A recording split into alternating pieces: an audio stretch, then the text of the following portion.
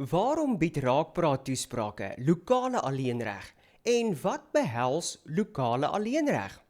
Hallo, ek is Nicolaas Roos van Raakpraat Redenaars. Ek vertel eers gou hoe dit gebeur het dat ek begin het om redenaars toesprake te skryf. In die vroeë jare van 2000 was my suster se 3 dogtertjies, Anje, Marie en Leandrie, nog in die laerskool. Vandag is hulle al 3 al getroud. My suster kry toe 'n boodskap van die skool af dat elkeen van die dogtertjies 'n redenaarstoespraak moes hê. Sy het geweet dat ek lief is vir kreatiewe skryfwerk en toe sy bel om te vra dat ek vir elkeen 'n toespraakie skryf, het ek dit gedoen. Ek het geskryf. Ek het gehelp met die aanbieding. Hulle het elkeen goeie punte gekry eers in die klas en toe is al 3 gekies om deel te neem aan hulle skool se interne redenaars. Daar wen al 3 toe van hulle toe nou elkeen haar ouderdomskategorie se redenaars. En die volgende jaar verloop presies dieselfde. Ek skryf, hulle praat, hulle wen. Toe sê my suster vir my, ek mag maar skryf, en sy stel voor ek adverteer as 'n toespraakskrywer op die internet. Ek adverteer toe en kry bestellings. Sommer gou het ek so 'n lang waglys vir toesprake gehad, dat ek voornemende kliënte moes laat weet, jammer, ek kan jou nie help nie, my waglys is vol.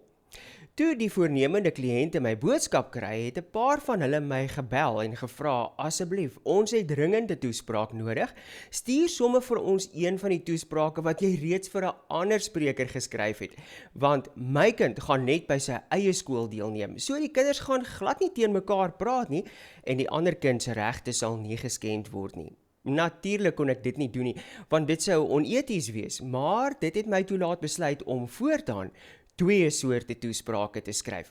Nasionale alleenreg toesprake, waar jy die enigste spreker in die land met die toespraak is, en lokale alleenreg toesprake, waar jy die enigste spreker in jou skool is wat die toespraak kan bestel, maar sprekers in ander skole kan ook dieselfde toespraak bestel. Nou ja, nasionale alleenreg toesprake het so 'n lang waglys veroorsaak, dat ek die meeste voornemende kliënte eenvoudig moes wegwys.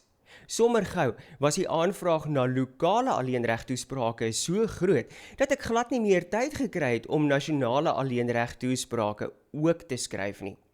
En so het dit dan gekom dat Raakpraat Redenaars in 2010 tot stand gekom het en al sedert 2011 net toesprake met lokale alleenreg aanbied.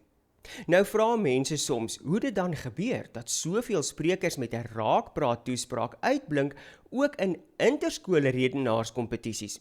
Wel, lokale alleenreg kan jou ongelukkig net by jou eie skool se interne redenaarskompetisie beskerm teen duplisering. Maar soms het sprekers lus om 'n kans te vat en te kyk of hulle verder kan deurdring sonder om te staan te kom teen 'n ander spreker van 'n ander skool met dieselfde toespraak. En dit is dan waar die prestasies in interskole kompetisies vandaan kom. So het dit dan ook gebeur dat Melanie Klein 2 jaar na mekaar die landswye huisgenoot redenaarskompetisie gewen het met haar Raakpraat toesprake.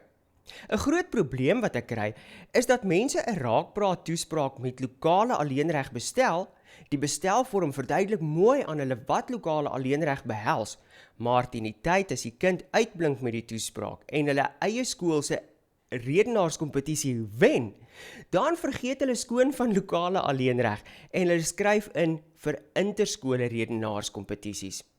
As daar dan 'n ander spreker by 'n interskole kompetisie met dieselfde toespraak opdaag, is die teleurstelling so groot dat hulle kwaad is vir my en vir my sê dat ek moes geweet het dit gaan gebeur. Ek het gehoop dat baie jare se ondervinding my 2 dinge sou leer, om beter te skryf en om vinniger te skryf. Net een van die 2 wense het waar geword. Ek skryf beter met die jare, maar ek skryf nie vinniger nie.